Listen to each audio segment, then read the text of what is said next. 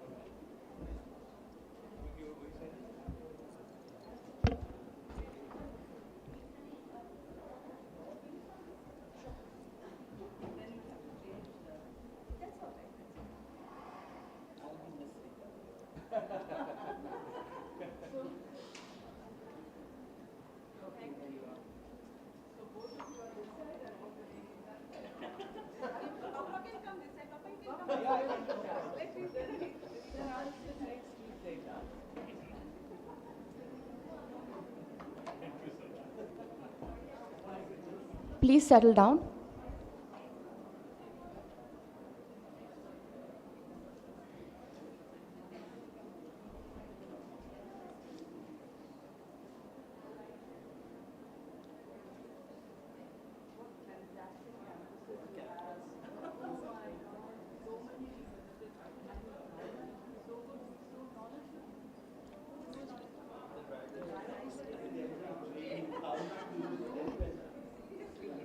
Good morning, everyone.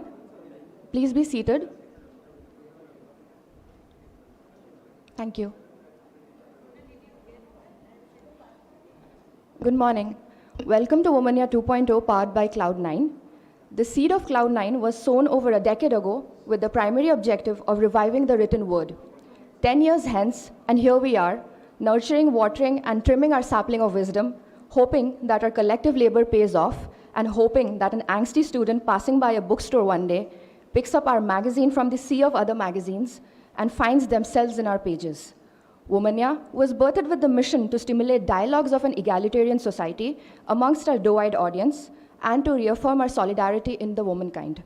The second edition of Womaniya will therefore focus on the agenda of breaking the bias and what it means to be a woman of substance. We have quite an assortment of remarkable facilitators present here today, each one flaunting an illustrious and unique set of skills and career paths. With that, I would like to welcome on stage Dr. Mona Lisa Bal, chairperson of KiiT International and editor of Cloud9 magazine.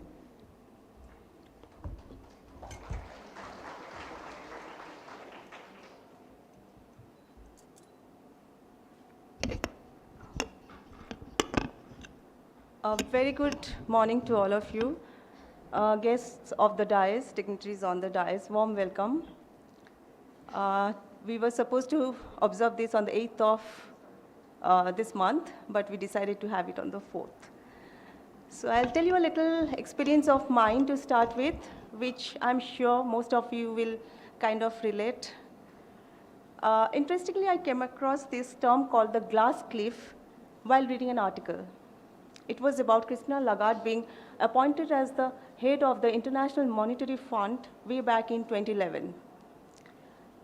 The term rang a bell because of the fascinating reply given by Ms. Lagarde when she was asked if she has landed herself on a glass cliff.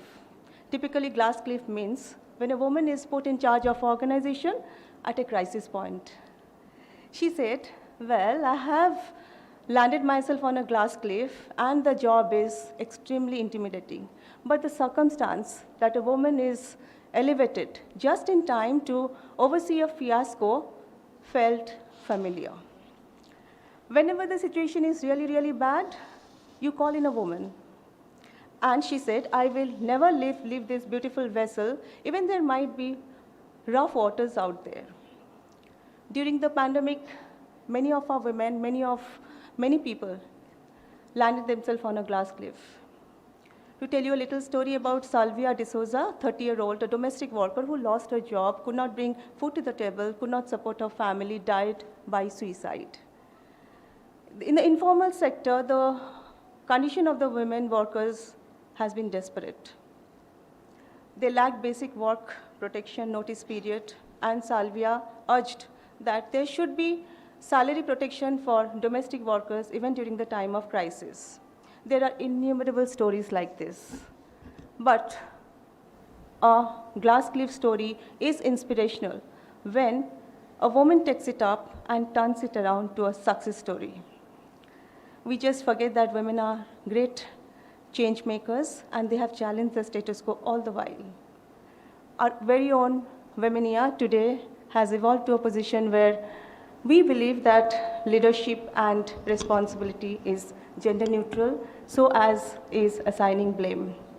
Our speakers on dais are emblematic of that spirit. On this note, I welcome everybody once again, and on behalf of our honorable founder, I'm extending a warm welcome to the dignitaries on the dais, Mr. Devadatta Patnaik, Rita Bhimani, Bapaditya Vishwas, and Dr. Shruti Mahapatra. To start with Mr. Devadatta Patnaik, who has moved seamlessly from medicine to mythology, and for nearly a quarter of a century has changed our perception of mythology, folklore, and fables, and more. He is also a consultant for storytellers in cinema and television. His mythology is relevant, joyful, and most of all is meaningful in modern times. With the success in giving mythology, folklore, sacred lore an interesting aspect, he has provided his old-fashioned storytelling that was a repertoire of grandmas, so far a spotlight that is uniquely his own interpretation. His books and columns have a timeless appeal amidst the thrill of cacophonic claim of faith in the modern world. Thank you for being here with us. And we are pleased to have you with us.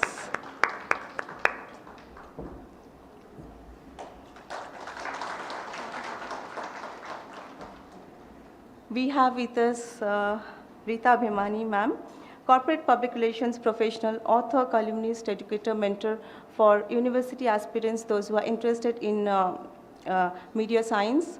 Rita Bhimani's public relation consultancy firm, Rhythm Communications, embodies the journey of a thought leader and a change maker. Welcome you. Meena. Namaskar.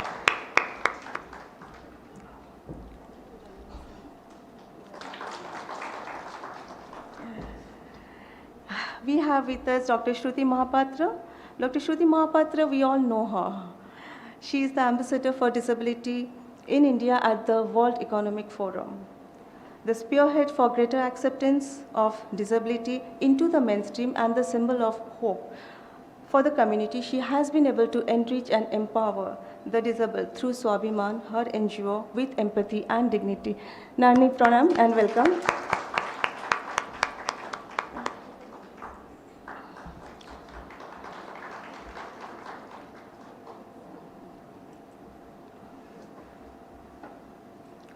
We have with us Bappaditya Biswas as someone who built his own path, embellished with creativity and tradition, Bailu.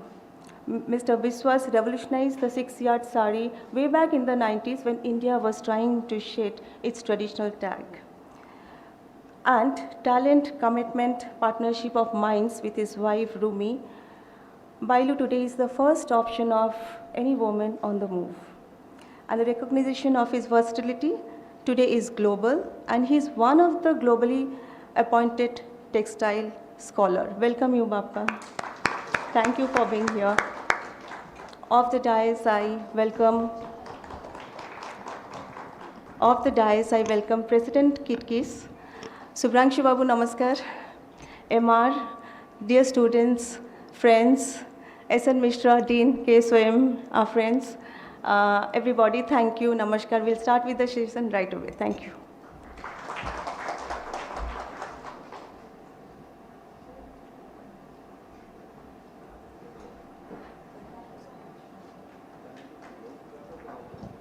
Hello.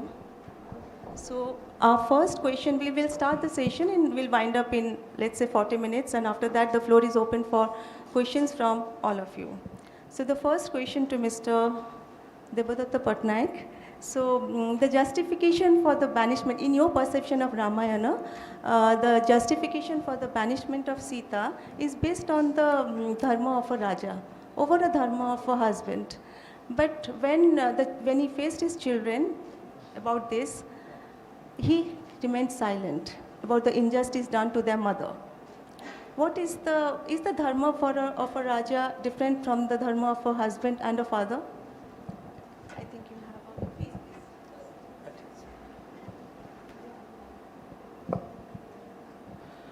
piece. You see, never look at the Ramayana like a lawyer. If you look at Ramayana like a lawyer, then you are using a Western way of looking at stories. And that is why we don't appreciate Ramayana and Mahabharata. We are constantly looking at stories from a lawyer's point of view. Is it right? Is it wrong? Is it right? It is wrong. This right-wrong divide, if you start using it in your life, is my father right? Is my mother right? Is my husband right? Is my child right? Wrong? You will be an unhappy person. Right. That is the biggest mistake people do when they are reading Ramayana. Should Ram have done this? Ram did it.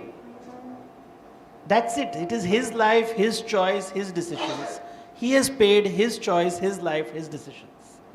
You have to ask, will I do it? That is an important question. But you see, we read out these stories to our children and we say, okay, fine, you have to be like a Ram or you have to be like somebody in the mythology. So, like we usually tell that to our children. You know, so like I had heard this story very interestingly. So I asked once a parents group, why do you tell your children Ramayana? They said to learn good values. So I said, oh, once upon a time there was a king who had 3 wives. And then the parents said, नहीं, वो part नहीं बोलने का. So then I said, अच्छा फिर एक समय था, एक बहुत बड़ा राजा था जिसने सीता को किडनैप किया. वो नहीं बोलने वो भी नहीं बोलने का. फिर एक समय था, एक राजा था जो धोबी की बात सुन के अपने पत्नी को घर से निकाला. वो पार्ट भी नहीं बोलने का. ऐसा फिर क्या रामायण बोलता हूँ. नहीं, एक रानी थी जो अपनी महत्वाकांक्षा के लिए अपने सौतेले बेटे को घर से निकाला. So then they said, "Arey, fir Ramayana, which part do you want to tell?" Because the problem is we have not understood what the story. Their stories, Ramayana and Mahabharata, are stories which are telling about people who are dealing exceptional circumstances and taking decisions. They make a choice. They pay the price for the choice. That is what we have to learn. Not whether he's right, he's wrong. Will you ask a question like, is Jesus right to sacrifice himself for humanity? Will you ask the question, is Muhammad right to fight a battle of Badr against Mecca? We don't ask these questions. But we ask questions, is Ram right? Is Krishna right? So right, wrong is based on judgment on what you think is right and wrong. So let's say a young boy tells his parents he is gay. Yeah. Is it right or wrong? You asking me? No, if I ask this question, if we can judge Ram, let's judge people. Is it right for a 70-year-old man to be the leader? Shouldn't he retire after 50 or 60? No, retirement age is what in government? 60. So why are politicians politicking after 60? They should retire. Vanaprastha. So let us ask these questions. So when you start asking right and wrong questions, you will make people very uncomfortable. Is it right that in a Women's Day function I worship a brahmachari called Hanuman? So right wrong makes people uncomfortable. Question you have to ask is, what choice did he make? What is the reason he made this choice? Right.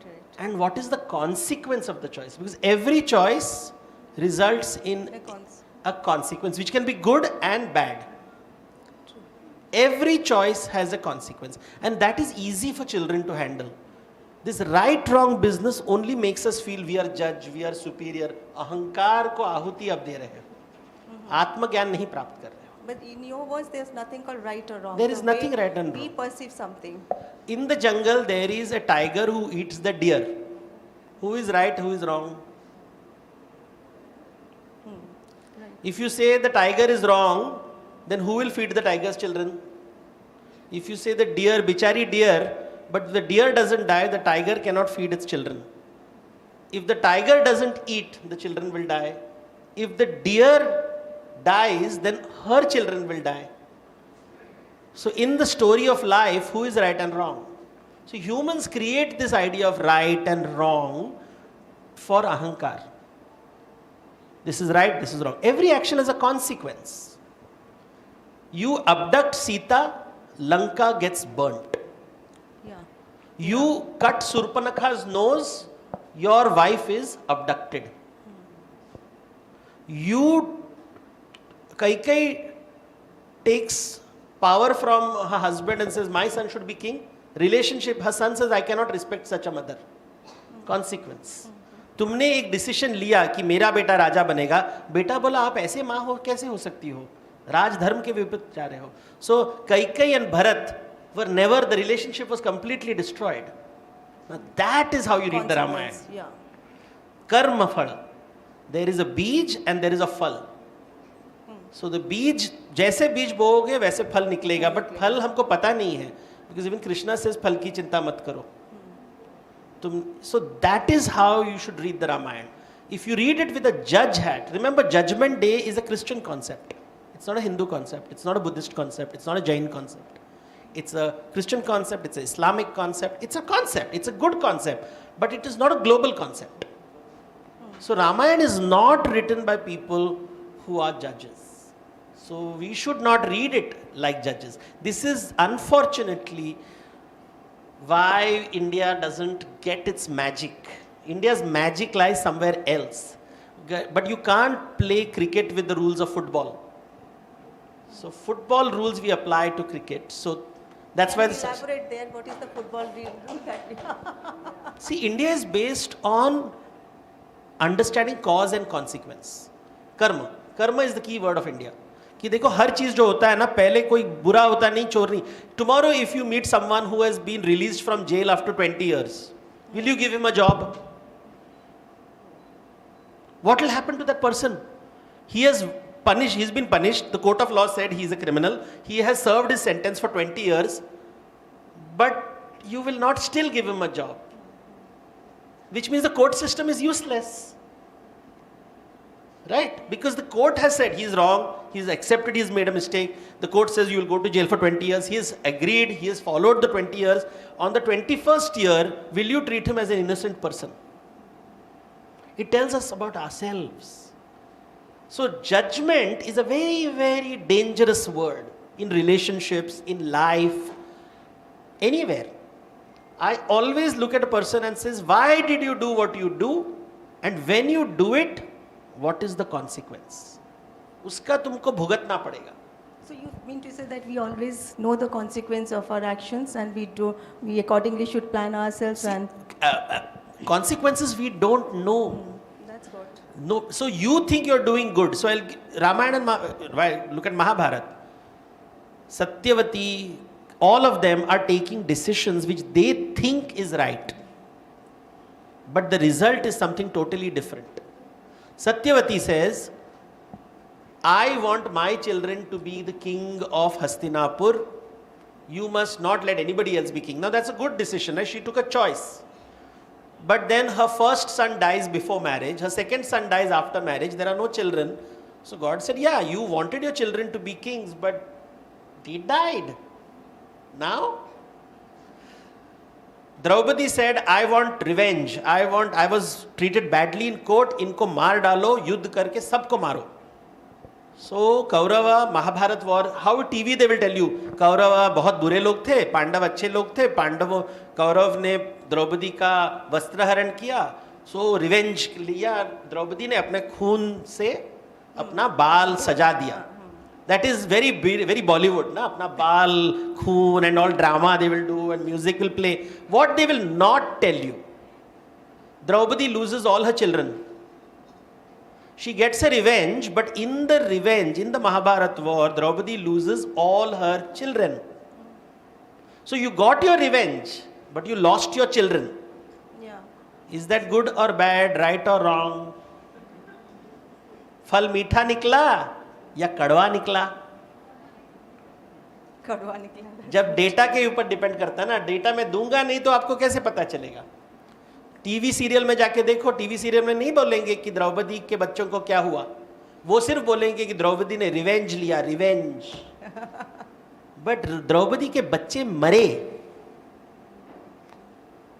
Sita didn't take revenge. Sita के बच्चे राजा बने. सीता के 2 बच्चे थे, उसने बोला कि मैं रिवेंज नहीं लेने वाली. अपने बच्चों को कभी नहीं बोला कि Ram was bad. She was treated badly, but she said, no, I will tell you all good things about your dad. ठीक है, I will teach you the Ramayana only. तो पहली बार रामायण का singing who is doing? Love and Kush are doing. And then Love Kush become kings. So Draupadi takes revenge, her children are dead. Sita doesn't take revenge, her children are kings. Who is right, who is wrong? So right, wrong decision making is not the way. The best way to understand life is ये इसने किया क्यों और इसका परिणाम हमको पता नहीं. We don't know. If I invest in this business, will the business do good? If I invest in this child, will the business do good? Kaikeyi took a decision. But परिणाम क्या हुआ? घर टूट गया. Dashrath said that I want 4 sons. Dashrath was doing, Ramayana begins with, nice to do. You wanted 4 sons, but when you die, tum akele maroge. Now this is Ramayana. But we are not told the Ramayana this way. We are not told the Mahabharata this way. And that is why we are only telling he's right, he's wrong. उससे सीखने को कुछ नहीं मिलेगा तुमको life में. It will only give you अहंकार. अगर सीखना है लाइफ में तो ये कर्म को सीखो कि ये आदमी ने काम क्यों किया, अच्छा किया, बुरा किया, ठीक है, किया, कुछ तो किया. नाउ आप उसमें इन्वेस्ट करोगे कि नहीं करोगे, उसका रिस्क लोगे कि नहीं लोगे. That's why I asked you the question. If tomorrow someone comes from jail after 20 years, standing in front of you, will you give him a job? So the same story is there in the Mahabharata, right? In the Mahabharata, when Yudhishthir goes to heaven, he says Kauravas are in heaven. So the last chapter of the Mahabharata, the Kauravas are in heaven. And he says, this is not correct. Ye bad guys hai. These are bad people. They should not be. Where is my brother? So God says, they are in Narak. So he said, this is wrong, this is wrong. So Krishna tells him, जब तुम जीवित थे, कौरवों ने धरती तुम्हारे साथ share नहीं किया. मरने के पश्चात तुम कौरवों के साथ स्वर्ग नहीं शेयर कर रहे हो. तुम में और कौरवों में फर्क क्या? They didn't share, you didn't share. How are you different from the Kauravas? This is what right and wrong mentality. So we want to understand the Shastra. You have, that is what I mean by the Indian way of thinking. Ki every moment you don't know who is good, you don't know who is bad. From Karna's point of view, Duryodhan is wonderful. From Arjun's point of view, Duryodhan is very bad. From Draupadi's point of view, Duryodhan is very bad. So everybody has a point of view. Somebody will say he is good. Look, today there is Ukraine-Putin war going on Russia. Ukraine-Russia. If you ask the Russians, who is right? Russians will say, Russia is right. Go to Ukraine, they'll say, no, Russia is wrong. Two brothers are fighting over land. This is Mahabharata happening. Don't say right and wrong. Stop the killing. That is more important than saying ye right hai, wo wrong hai. What is important? Stop the killing. True. Don't ruin people's lives. You're destroying property, you're destroying for your ghamand. So that, I think, the conversation we should have. Right, wrong is not healthy. Not healthy. More healthy is you should buy my books. Yeah, thank you. I have already bought them and we will be working on that. Thank you so much, Mr. Patnaik. To Dr. Mahapatra, Shruti Mahapatra, Nani, as an activist and spokesperson, Ambassador for Disability Management, which is a Herculean responsibility, did you face the added gender discrimination load or pressure? And as a woman, how have you taken it up?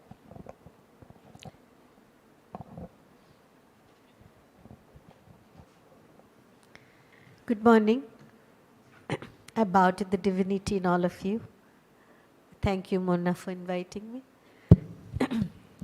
Now, she just asked me a question about gender discrimination.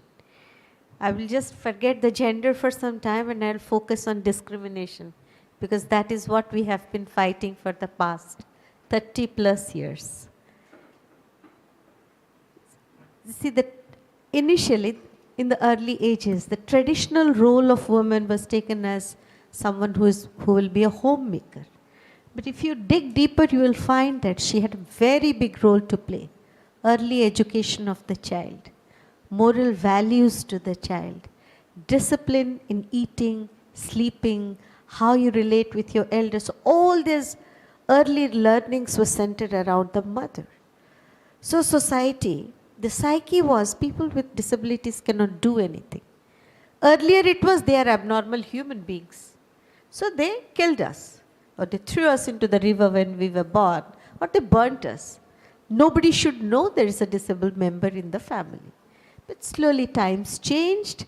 Then people with disabilities were accepted as members, mostly because of the World War II, I and II. So when the veterans returned home, disabled, blind, having lost their arms and legs, suddenly everybody was conscious. Here is a group of people, family members, friends, colleagues, and now they have come with some dismembered part of the body. So no, they can't be abnormal, they can't be charity driven. We have to do something for them.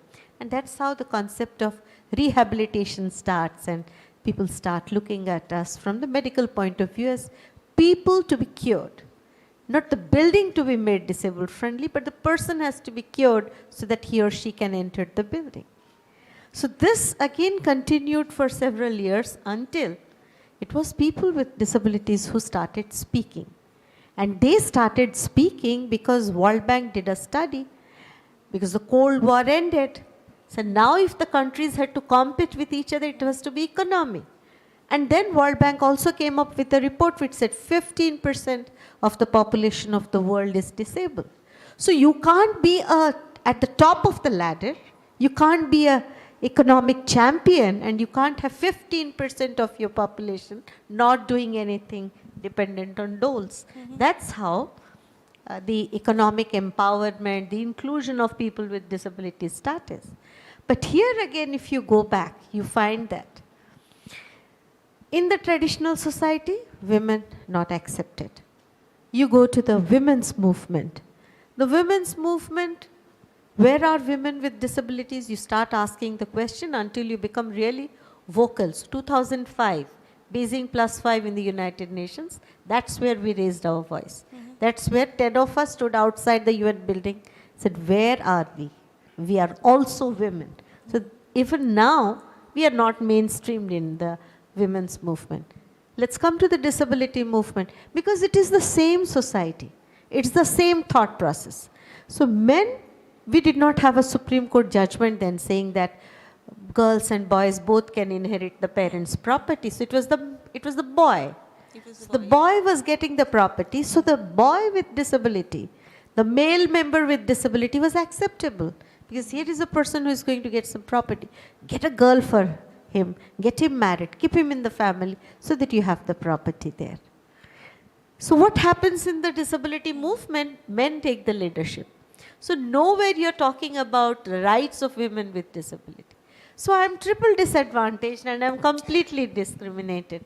I don't have a space in the Indian society, no space for me in the women's movement, and the disability movement thought I don't have rights. So that is the struggle of women with disability. Per se, if you ask me as a person, have I really experienced, as a woman, have I experienced disability? No. I mean, discrimination? No. Because to a great extent, these thought processes evolve in your own family. I had wonderful grandparents and my parents who believed that children are equal, boy or girl, they should have the same right to education, entertainment, go out. It's wonderful, good family. You have been the topper all the while. Yes, I have. Yes, I have been a topper. So positive thinking. So I think a lot of these changes, I was so happy to hear Devdutt here. There's a lot of our perception. You know, we are slowly becoming very Western in our thoughts, very lawyerly in our thoughts, that we don't perceive what our culture and what our heritage is talking to us. And now coming to the theme this year, where we are talking about gender equality and break the bias. This is also something that we are fighting against. I personally feel equality is not the right word. We should be talking about equity. You see, man and a woman, we are different, biologically different, constitution is different. Naturally, the way we think, our emotions, our everything is different. So we can't talk about equality. If I'm a woman and I'm going to a workplace, I need a toilet which is clean, which is safe, but I can use for those 5 days for my menstrual hygiene. And if I'm a woman with disability, say there are 21 categories of disability. Suppose I'm a woman with disability with hearing impairment. Then I want in my workplace signages which show me this is the toilet you can use. This is the place where you can collect your napkins. So these are certain things, I think, at this point, since we have so many educated and elite people here, I'm very happy Mona is leading this. We should all be talking about equity. Equality is long gone. Equality is giving oranges to all. Yeah. Equality is giving a midday meal with rice, dal and something. But India is now a hotbed of diabetes. So we have to substitute our midday meal food for with protein, more of fiber, rather than just giving carbohydrates. So equity is what I would work for women, whether women with disability, without disabilities, equity is what we Nani, want. you are in the right place to do it, you know, like you should lead it. Thank you, Nani. Anything else you would like to, about the woman with, if you have faced something at home or something outside when it comes to with your disability? And, Yes, with disability, there have been too many discriminations. I mean, till my disability, I was Shruti. I was a gold medalist, I was this, I was that. I meet with my accident, and the first thing that happened to me, and Gargi there sitting knows, is the person who claimed he loved me a lot, the whole family walked out of the marriage, which was just 2 weeks away. So that's how you face discrimination. yes. You struggle, you qualify, and everybody says Indian civil service is the elite service in India. You qualify it in the first attempt.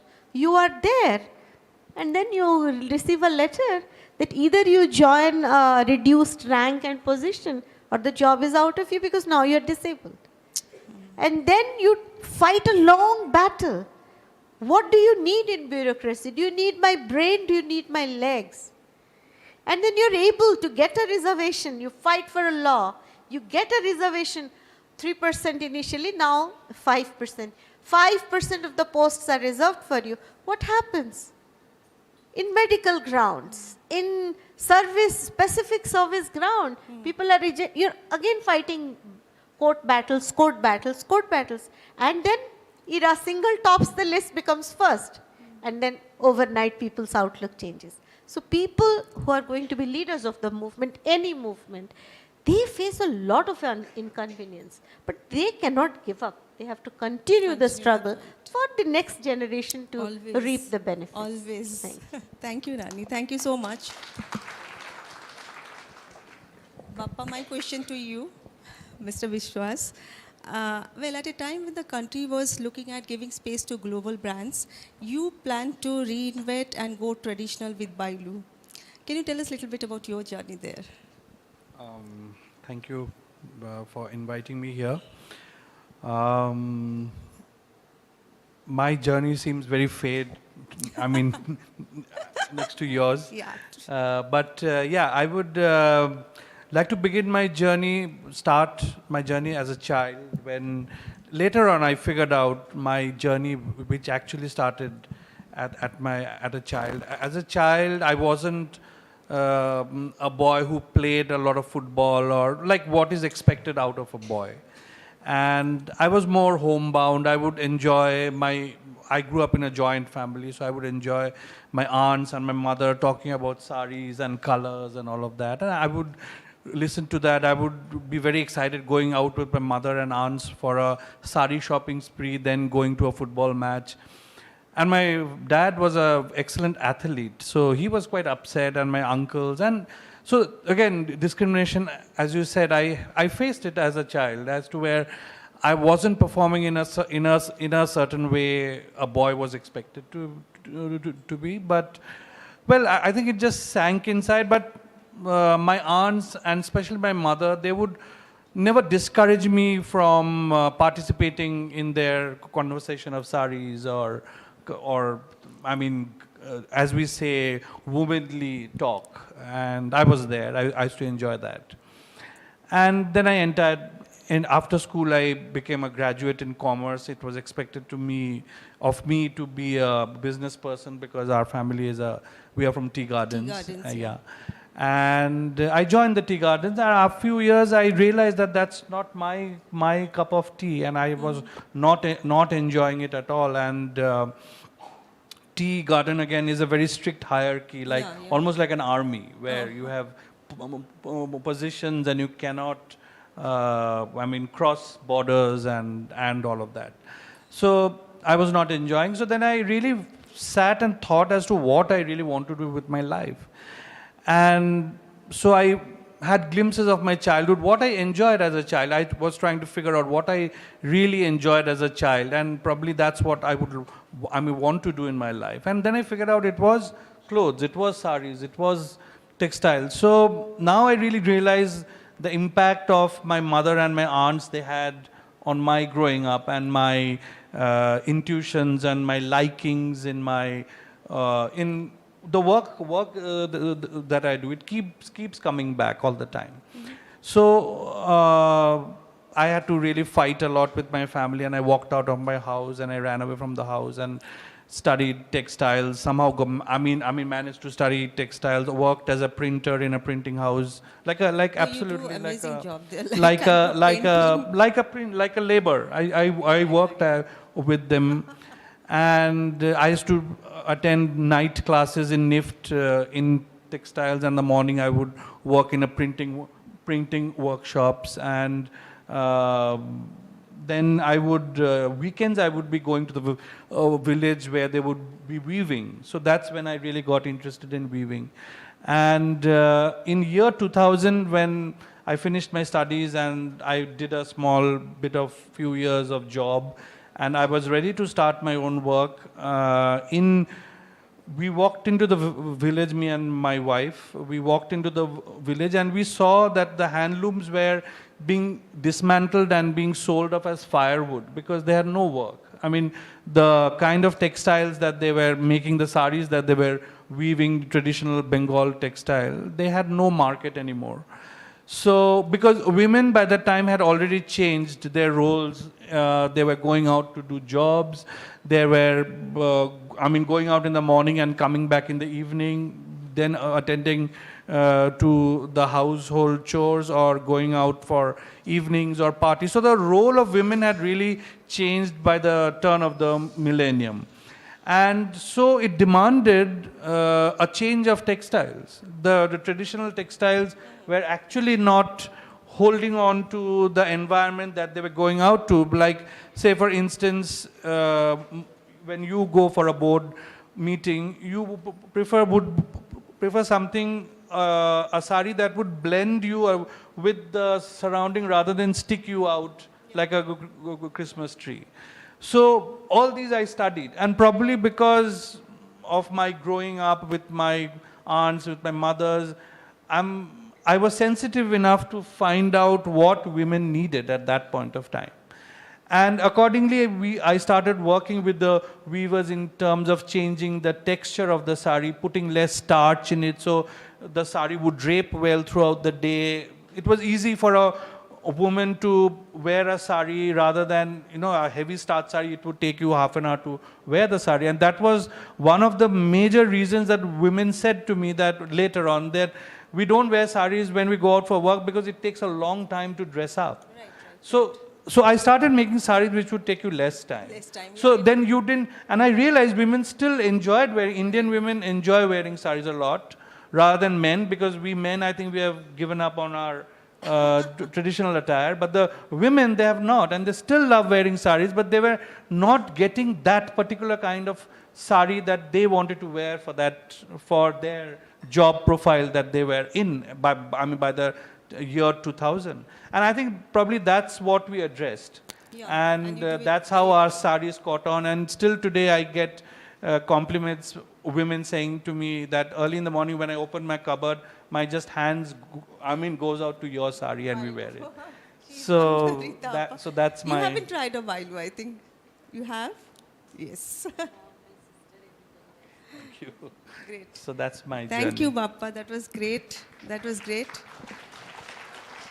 Rita Appa, please tell us something about your journey, you being like, how have you handled it?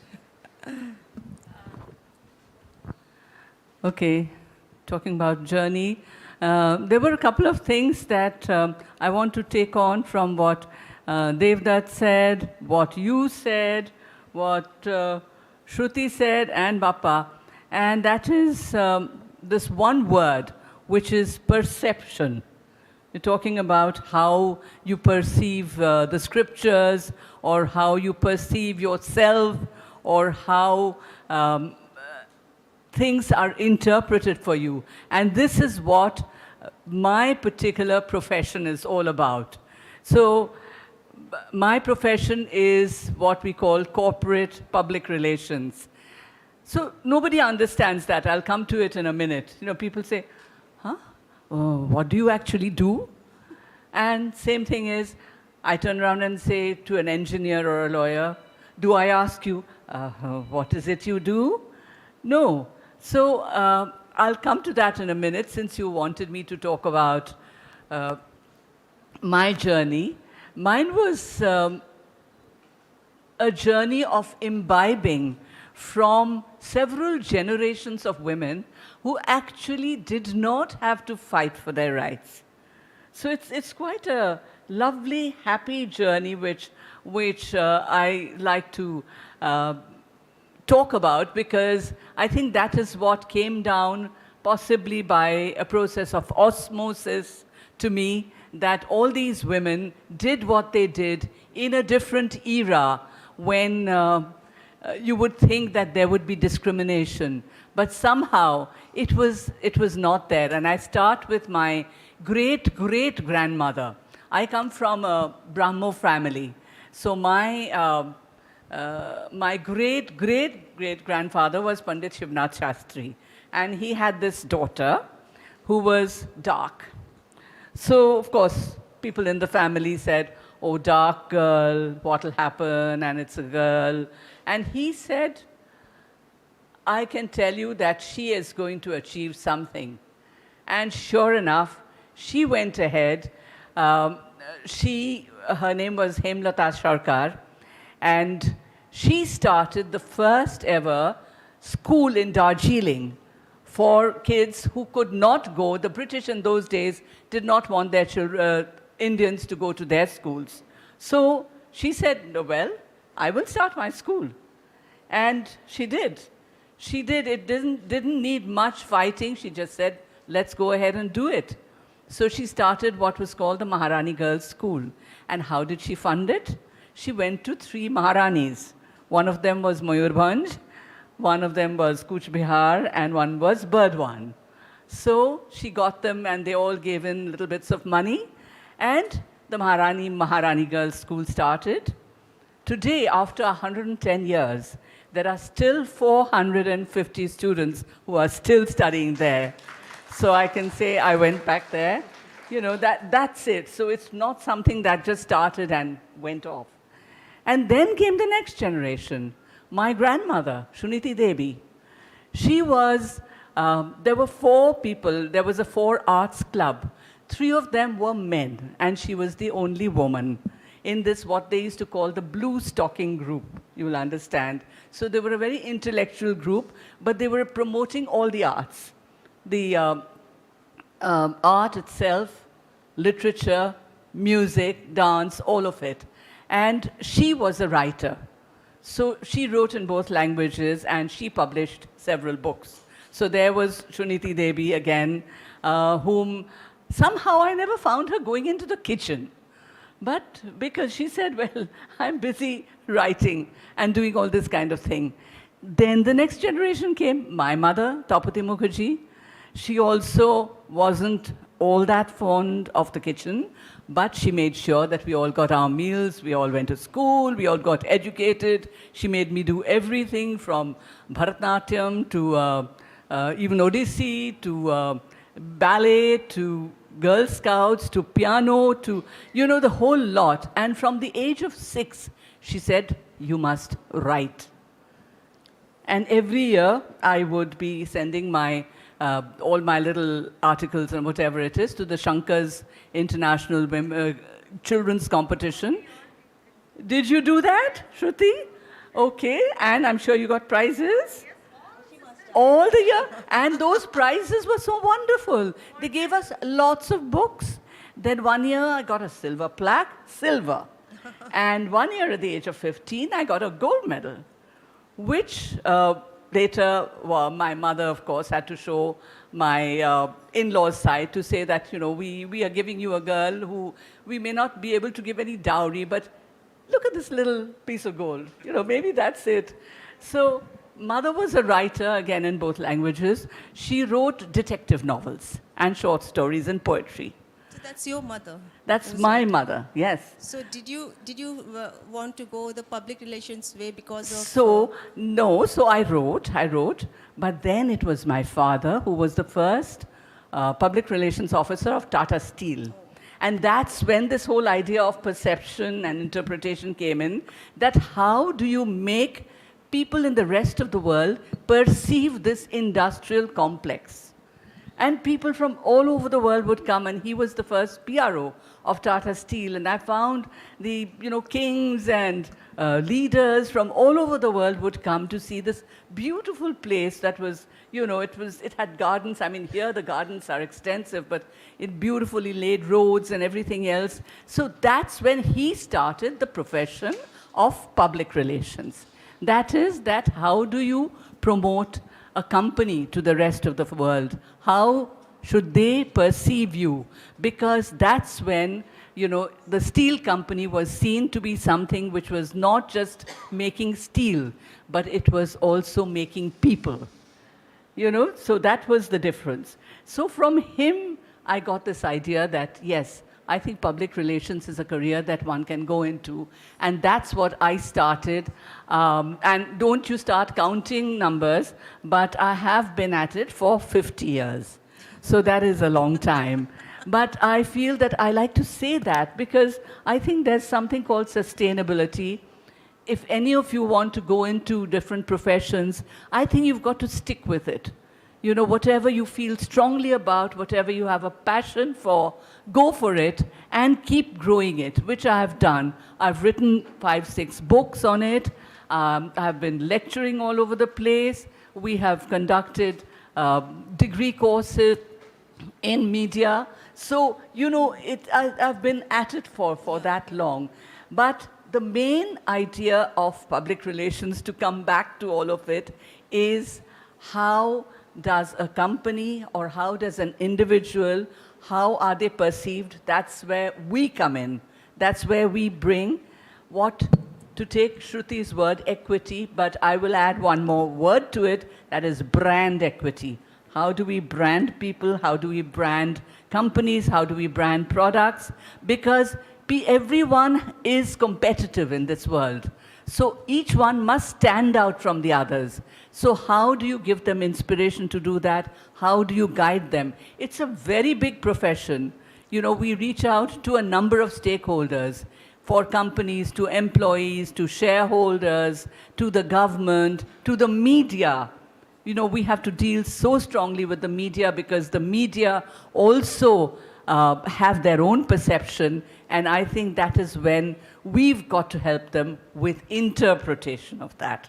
That's what it is. Thank you, Rita. Right? Well, that's great. So that was a long answer to a short I would rather differ question. with the branding of the human beings. But we'll discuss about that some other We'll come time. back to that, but I think this is what. Yes, Rita. But thank you so much. We open it for questions from everyone since we are running out of time. So questions, please.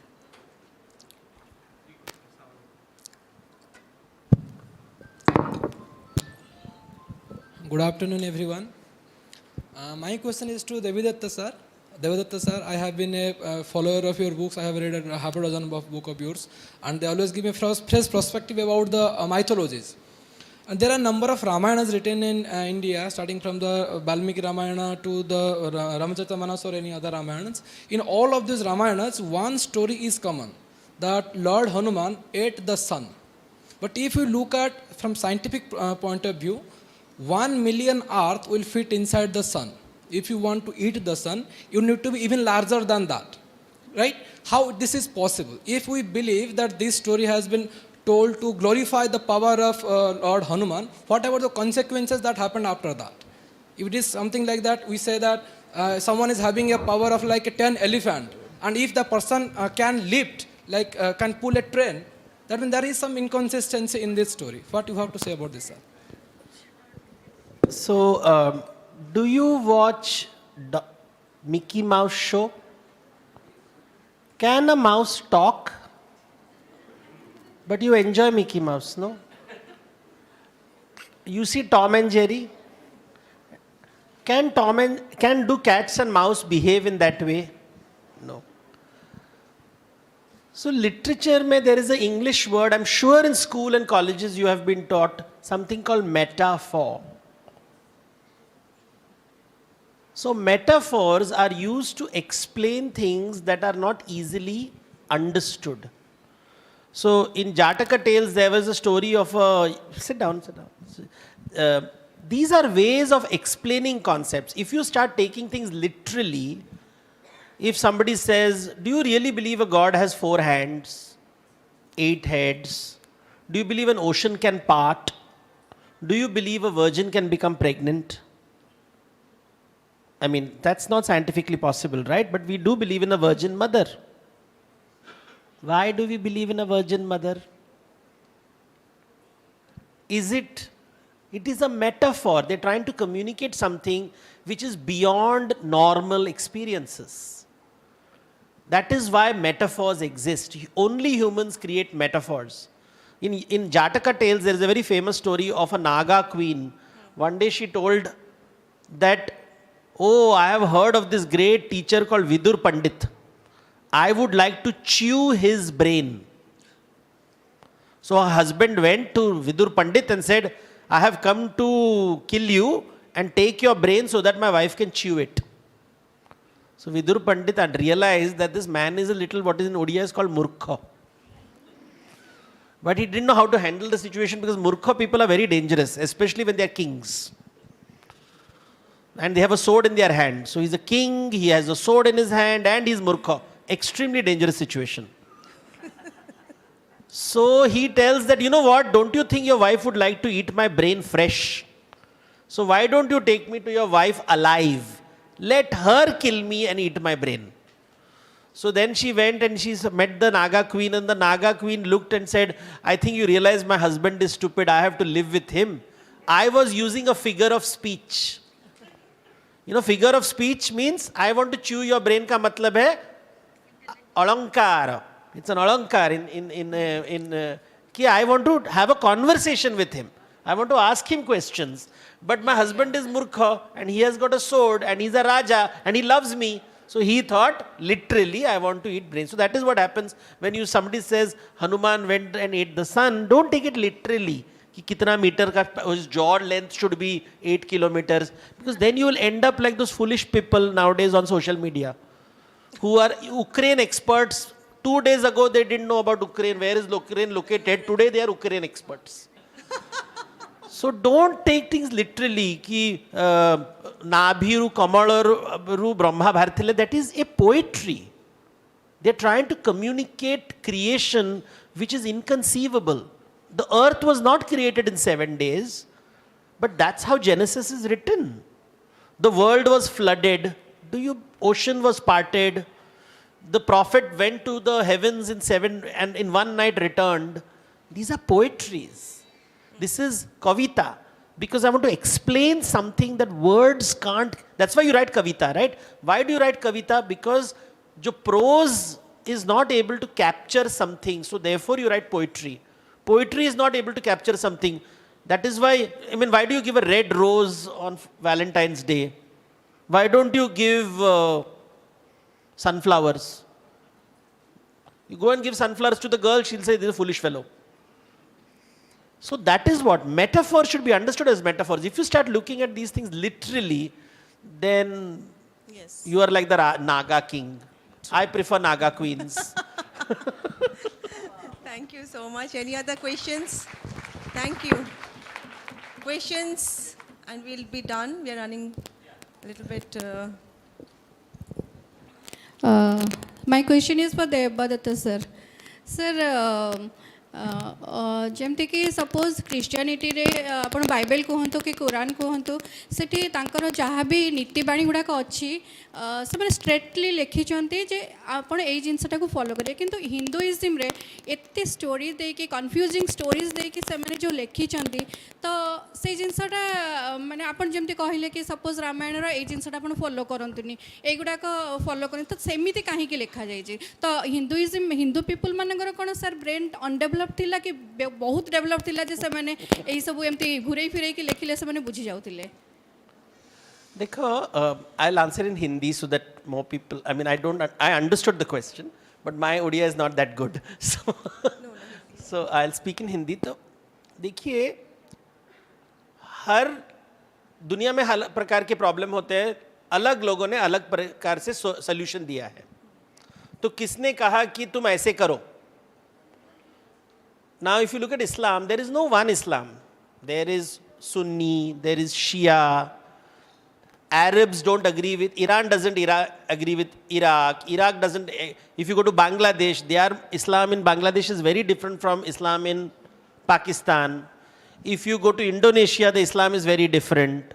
If you go to Kerala, the Islam is very different. If you go to Kashmir, the Islam is, everybody will say one Islam, but when you start going deeply into the subject, everybody has slight variations.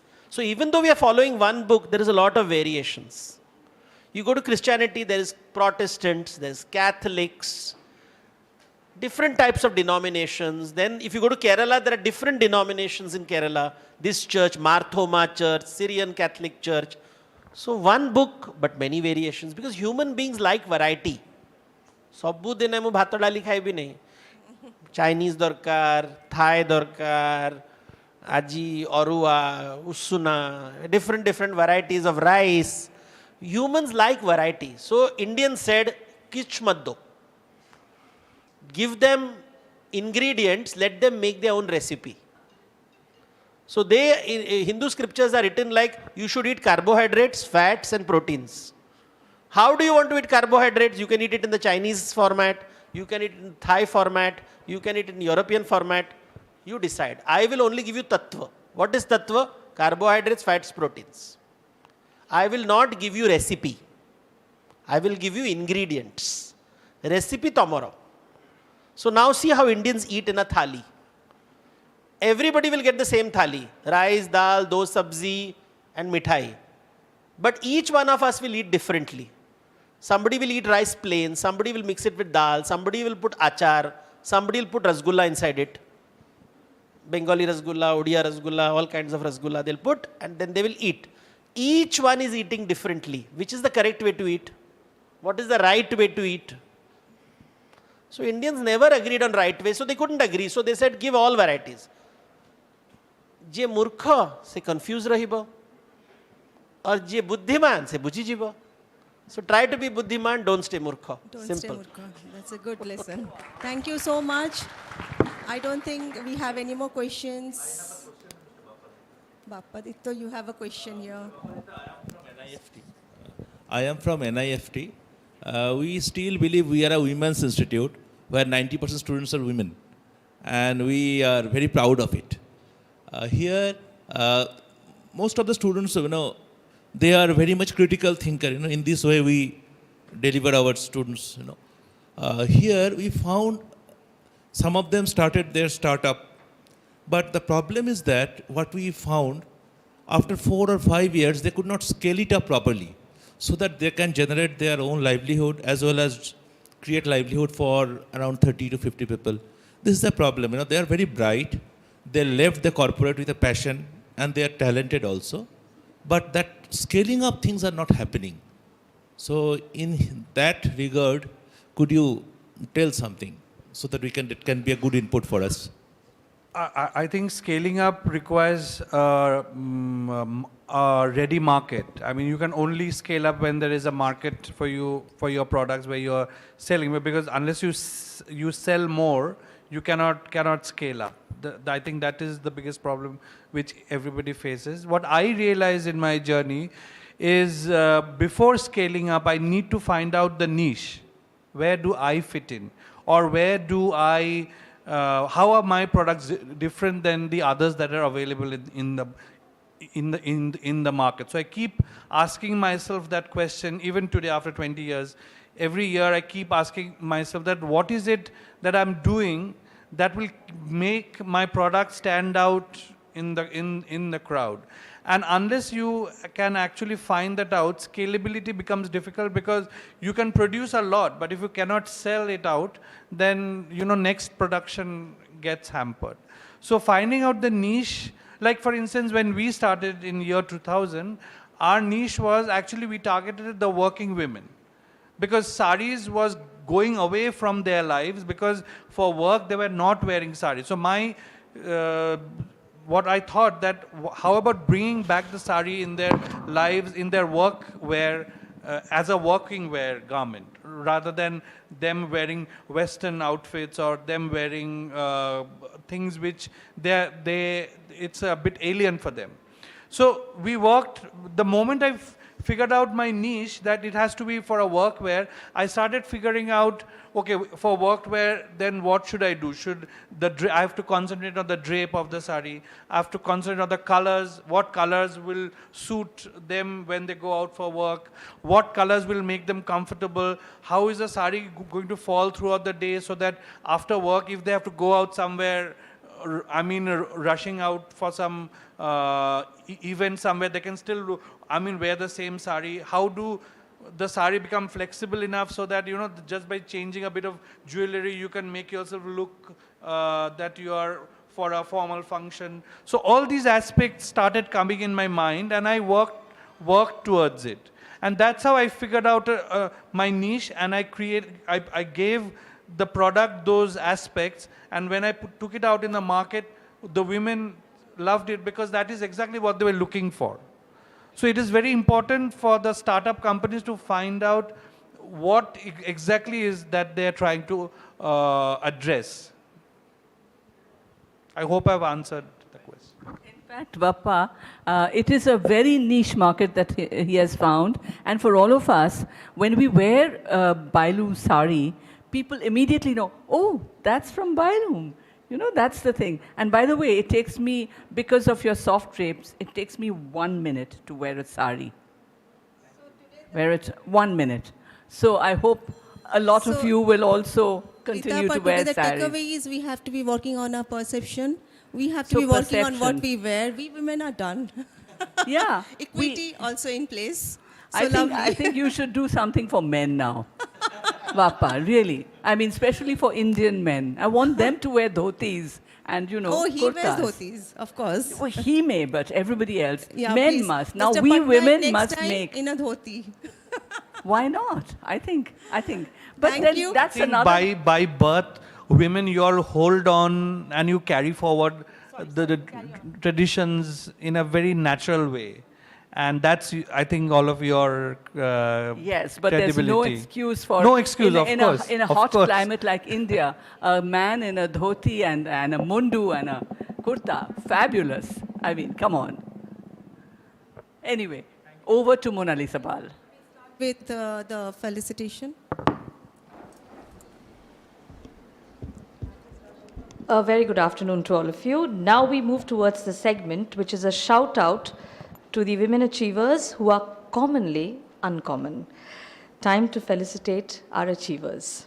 So here we go. The first in the list is the concept of gender equality, though understood, is not always accepted by all. Among us today, we have one such incredible woman who had the misfortune of meeting an individual who wasn't ready to accept the voice of a woman, and in return, she paid a price she didn't deserve. Yet, with her resilience and trust in herself, she took the reins of her destiny into her own hands, and from being a part of various conferences aimed at empowering women, Pramodini Raul has proven us all that no one but her, she has the right to live her life in any way she deems fit. Ladies and gentlemen, please welcome Pramodini Raul. May I request Ms. Rita Bhimani and Mr. Bapaditya Biswas to do the felicitation, to do the honors. Ma'am, sir, please. A big round of applause for Pramodini. I also request Chairperson ma'am to join doing the honors.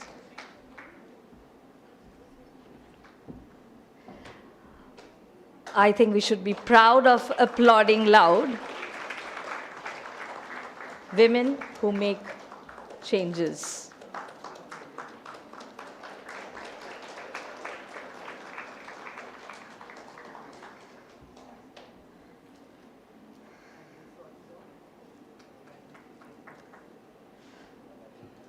The next shout out is for the individual who is the youngest member of the Indian para-athletics team at the 27 World Championships in London, England, to be receiving the Biju Patnaik Sports Award for outstanding performance from the Chief Minister of Odisha in 2020.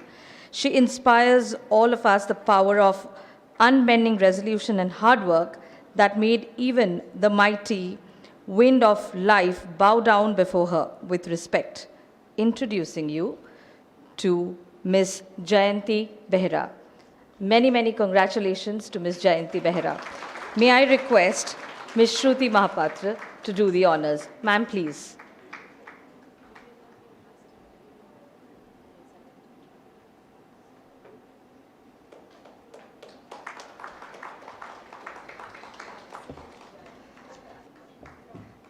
Let's be a little kind-hearted and clap loud.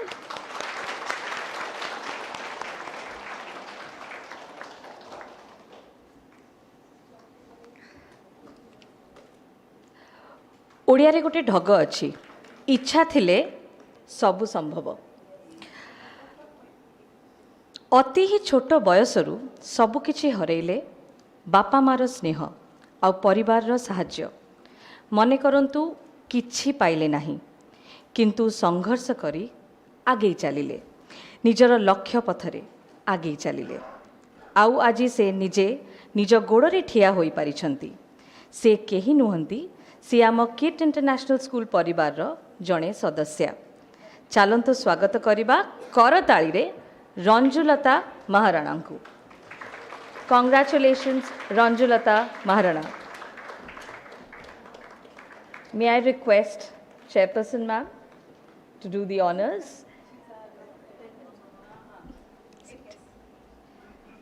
Let's clap loud for her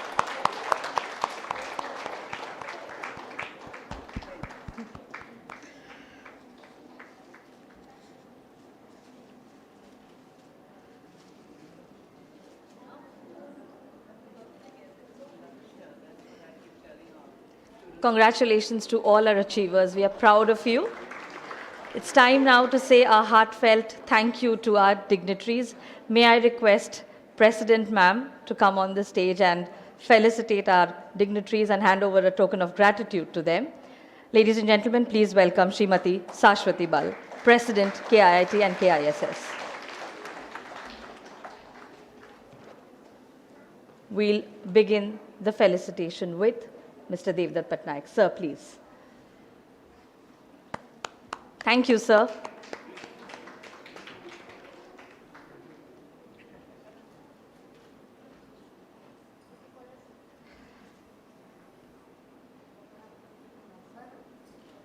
The young students should be filled with energy.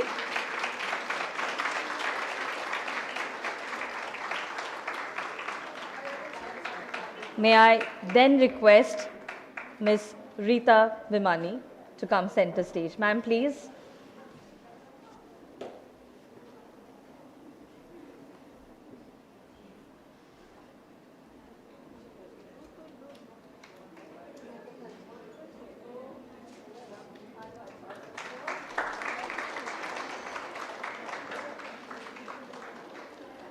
We will then felicitate Dr. Shruti Mahapatra.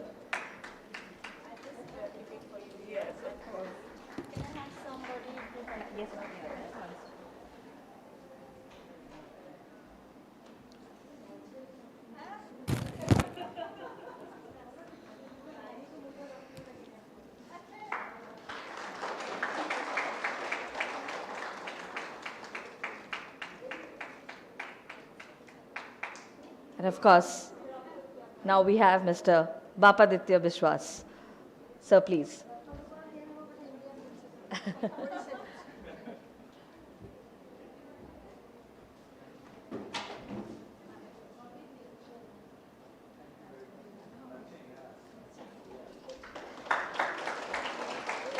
Now let's swing a little with a beautiful song that is coming up by Pratik. Pratik, the stage is all yours, please.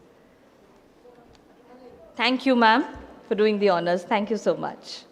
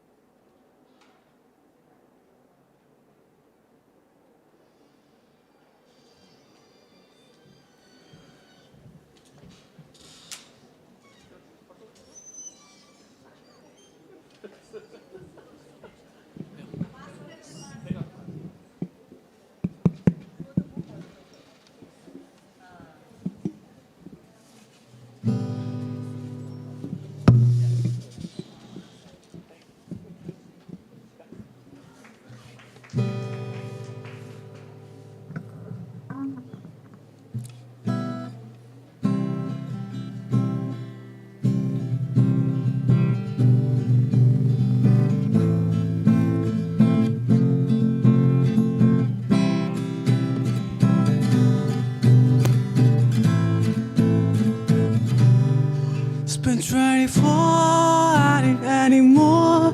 I was with you. We spent the weekend getting even. Ooh. We spent the late nights making the things right between us.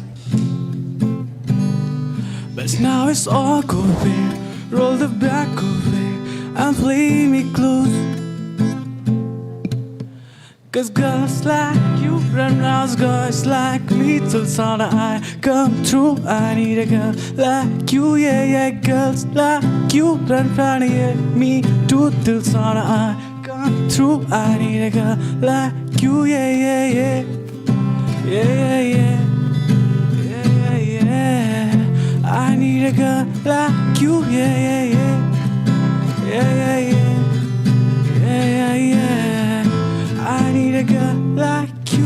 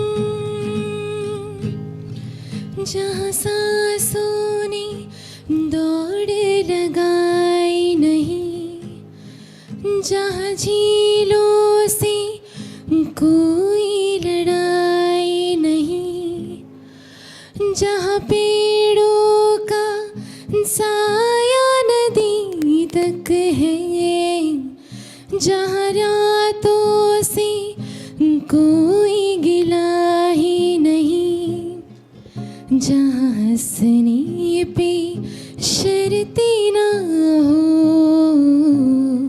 लोग जीने से डरते ना हो, चल वहीं चले, चल वहीं चले, न जाते हो जहाँ जहाँ के रास्ते, चल वहीं चले, चल वहीं चले, न जाते हो जहाँ जहाँ के रास्ते. Yes, we'll continue with the melody after the vote of thanks because we'll have to stick to the timeline. Okay, here I go, but a big hand to the performers. On behalf of our Honorable Founder, Professor Achyuta Samatha, Founder KiiT and KISS, a heartfelt acknowledgement to our dignitaries, Mr. Devdutt Patnaik, Ms. Rita Vimani, Dr. Shruti Mahapatra, and Mr. Bapaditya Vishwas. Thank you, ma'am, and thank you, sir, for gracing the occasion. Thank you to the awardees for supporting the initiative. Thank you to the audience who are watching us actually and virtually. For the beautiful set, a heartfelt gratitude to the art department led by Mr. Santosh Patnaik and the flag bearer, Mr. Sushant Dalai. For the logistics and administrating the entire event, a big thank you to the Administrative Officer, Mr. K. Chand, and Assistant Administrative Officer, Mr. Chinmay Das. Thank you to the people of the media. A heartfelt gratitude to Subhranshu Panda Babu for guiding us throughout. Thank you, Subhranshu Babu. And of course, we should not forget thanking our dear principal, Dr. Sanjay Swar, the principal of the host school, KiiT International School. Thank you, sir, and thank you, everyone. Thank you.